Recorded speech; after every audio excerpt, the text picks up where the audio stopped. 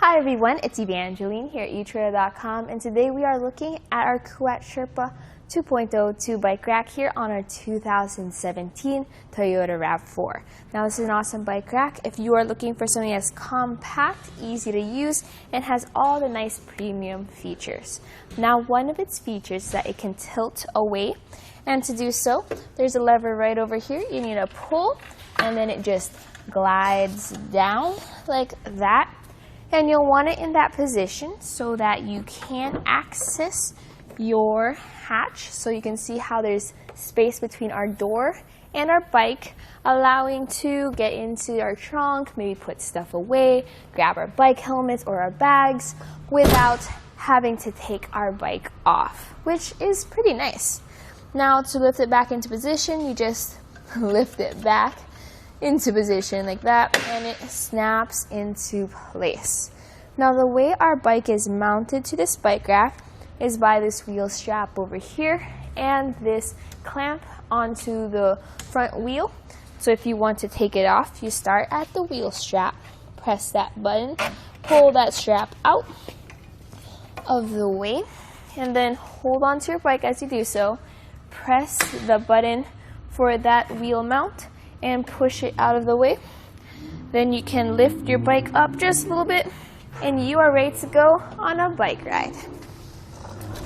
With our bike out of the way, let's take a look at the bike rack itself. So we have here in the back our cradle, which can be tilted back and forth to accommodate different wheelbases. The strap itself has this nice rubber lining just to help protect your wheel from extra scuffs and scratches, and it ratchets down to secure your wheel. Over here we have our front mount, and this ratchets down as well. You can fold this down to make it more compact, and let's put it right over here so they're both secured. One thing to note is that this bike rack can accommodate tire widths of up to 3 inches, and it has a weight capacity of 40 pounds per bike. When you do have a bike rack on your vehicle though, there is some length added to the back of it. Let's see exactly how much on our RAV4. So measuring from the back bumper all the way to the end of the bike rack by the wheel mount, it is 33¼ inches. Now that length is something to keep in mind when you're backing into your garage or parking into a tight spot. Also, let's take a look at ground clearance. So measuring here at the very end of the bike rack, it sits at 20¾ inches.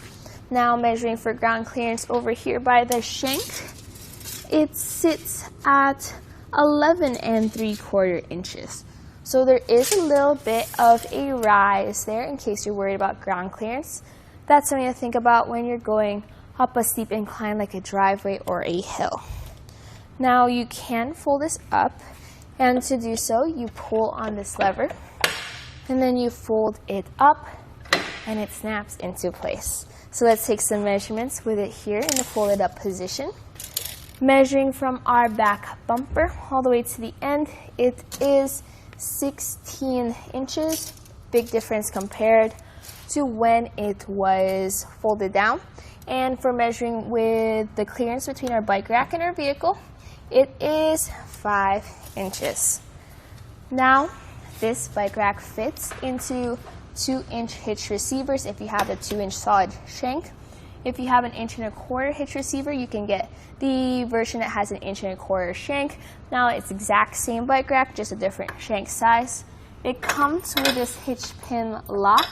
This lock is keyed alike to the cable lock that goes around your bikes, and it's a tool-free install. You just pop this into your hitch receiver, tighten it down with this knob, and this activates this anti-rattle mechanism so that you have a super sturdy bike rack. So as you can see, as I shake the bike rack around, I'm mainly moving the car at this point since it has an anti-rattle mechanism. Alright, so final thoughts about this bike rack is I love how it looks. You can see here it looks amazing on our RAV4, and it also works really well because you can tilt it away in order to access your hatch. So if you want to carry around 2 bike racks, this does a great, 2 bikes, this does a great job of doing that.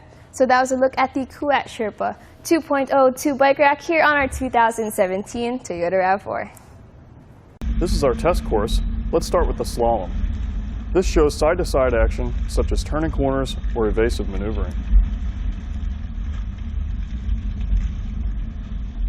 Then onto our alternating speed bumps.